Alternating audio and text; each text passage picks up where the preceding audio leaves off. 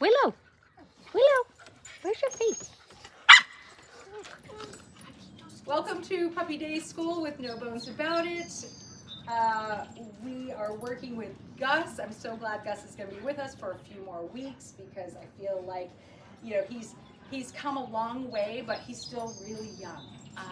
And so Chloe and I want to talk about with you guys today just behaviors that we want to make sure you guys are really focused on in the home environment, and having Gus practice more self-control.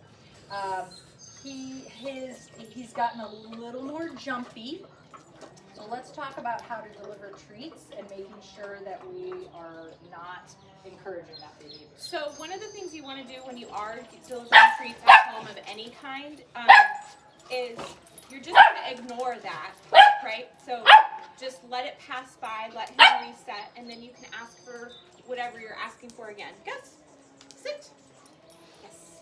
So when you are treating, make sure your treats stay at home base, which can be up high. But we don't want you kind of dangling the paycheck, right? So keep it close to you, and then when you ask for the behavior, Gus, sit. Yes. You're going to deliver it low underneath the chin. This will keep all the paws down on the ground and keep him from pogoing up to get that treat. If he pops out of it before, bring the treat back to your chest, to home base, and ask for it again. So he'll start to connect the dots that he needs to stay in that position until the treat reaches his mouth. What are you doing back there, Oh, sir? yeah, excuse you. What are you doing back there? And you also really being proactive about realizing that his preference is to jump and be, I think that makes him happy. He loves to do it. Yeah. So when he is just offering you calm behaviors, even if you haven't asked for anything, but he walks up and offers you this nice calm sit, take those opportunities, even if you don't have cookies nearby.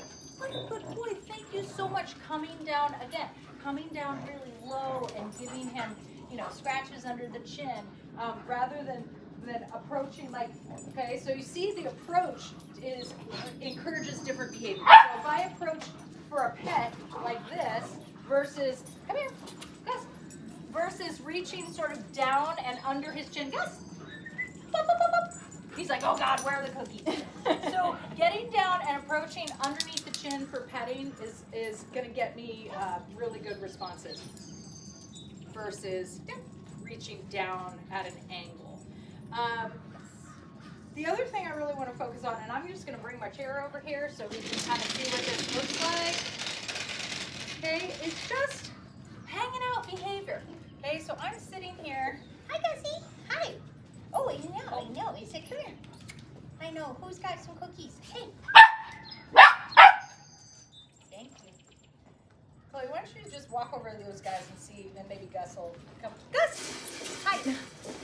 Okay, so that was a perfect example. His MO is to jump first, ask questions later. So he doesn't even know what's going on here, but Gus, we can hi, bud. So we, a lot of times, are hanging out in between when it's playtime. Gus, hi. And I'm just chilling in my chair while these guys are socializing. And his normal approach is to come up and just hurl himself at me. And I really want to make sure that I'm working actively to get rid of that behavior. Because in 6 weeks from now, he's going to be easily double this size and full grown, huge. So as he's approaching, I can immediately put cookies on the ground to keep him from popping up.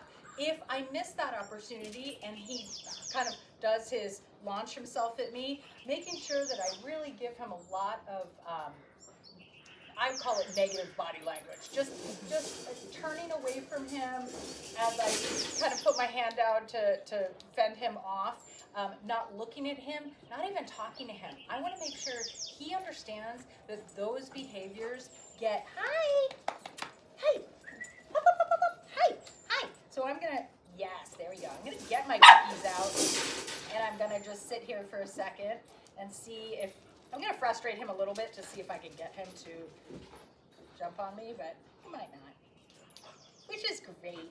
We can't trick you. You're so smart. You're so smart. But if he were to kind of launch himself, just like, you know, sort of putting my hand out, again, using my body language, turning, not making eye contact, and definitely not talking to him.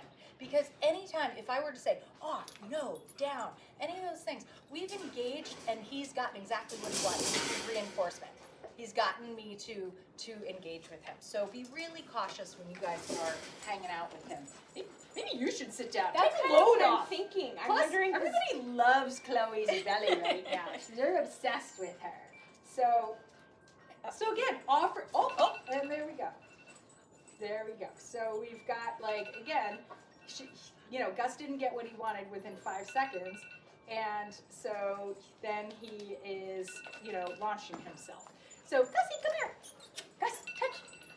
Yes, good. Touch. No, over here.